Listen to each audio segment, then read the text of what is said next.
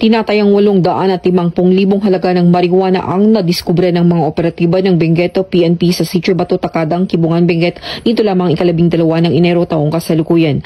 Ayon kay Police Colonel Joseph P. Bayungasan, Provincial Director ng Benguet Police Provincial Office, naging matagumpay ang operasyon sa pagsisikap ng pinagsanib na pwersa ng mga operatiba sa pangunguna ng Kibungan Municipal Police Station bilang lead unit kasama ang 2nd Provincial Mobile Force Company at ang Regional Police Community Affairs and Development Unit ng Cordillera. Ang operasyon ay nagresulta sa pagkadiskubre ng tinatayang 3 marijuana plantation sites sa communal forest na may tinatayang kabuang lawak ng lupain na 750 square planted polygrown marijuana plants na may standard drug price na 850,000.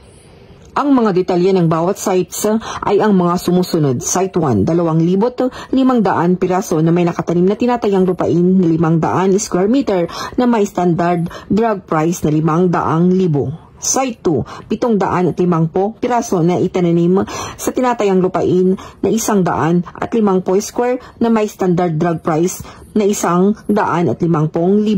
At ang Site 3, 1,000 piraso na nakatanim sa tinatayang lupain na 100 square meter na may standard drug price na 200,000.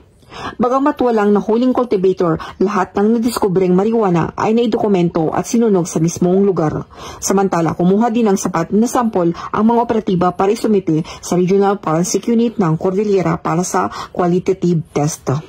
Patuloy ang pagsuporta sa isinusulong ng Pangulong Ferdinand R. Marcos Jr. na Whole of Nation approach na kinakailangan para maging illegal drug-free ang ating bansa.